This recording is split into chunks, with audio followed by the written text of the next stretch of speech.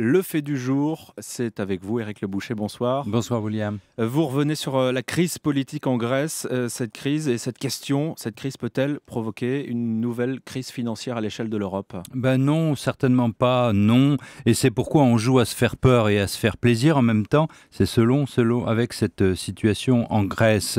Les partis des extrêmes contre l'austérité, en France le Front National comme le Front de gauche, se font plaisir. Ils voient un éventuel succès de Syriza, le parti d'extrême gauche, comme le début du refus par les peuples de ces politiques infligées en Europe depuis 5 ans. Ils espèrent que la Grèce annulera sa dette, relancera son déficit et qu'elle fasse école en Espagne et au Portugal. Mais ils se trompent, ils s'illusionnent beaucoup. Mais alors pourquoi ces illusions, Éric? D'abord parce que Syriza n'a pas encore gagné. Les sondages montrent que le résultat devient indécis. Ensuite, même si ce parti gagne, il devra gouverner en coalition avec des partis moins radicaux. Son programme sera adouci. Surtout, la Grèce n'a pas les moyens d'un bras de fer, elle est en position de grande faiblesse. L'État est toujours en déficit, il a besoin en 2015 de 34 milliards d'euros de financement, dont 25 milliards devaient être apportés par le FMI à l'Europe.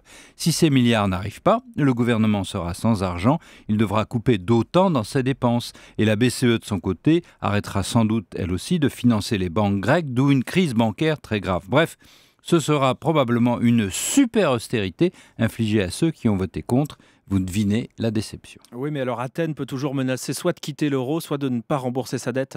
Il peut menacer, en effet, mais il en connaît le prix. Quitter l'euro, revenir à une monnaie très dévaluée, c'est une aventure. Le leader de Syriza, Alexis Tsipras, a compris déjà et il a renoncé. Quant à dénoncer la dette de 300 milliards, c'est possible, mais là encore, le mal fait à la Grèce serait supérieur à celui infligé aux créanciers. La perte de 300 milliards, les 300 milliards dus par la Grèce, ne mettrait pas la maison euro en péril. Il n'y a plus de risque systémique. Dès lors, il y aura négociation. Et c'est là, William, le paradoxe de la situation. Une fois que l'on laisse de côté les faux espoirs radicaux, on tombe sur une issue somme toute positive.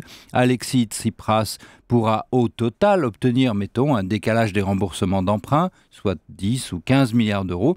C'est pas la révolution, loin de là, mais c'est un beau montant quand même qu'il pourrait injecter dans le pouvoir d'achat des ménages. Et cette issue serait bonne pour les Grecs et acceptable par les créanciers. Il faudra juste que Mme Merkel mette un peu de plus, une nouvelle fois, un peu d'eau dans son vin. Bref, la situation de cette nouvelle crise grecque, loin des faux espoirs idéologiques de virage à 180 des extrêmes, mais elle pourrait quand même être bénéfique. Le fait du jour, merci Éric Le Boucher, à demain.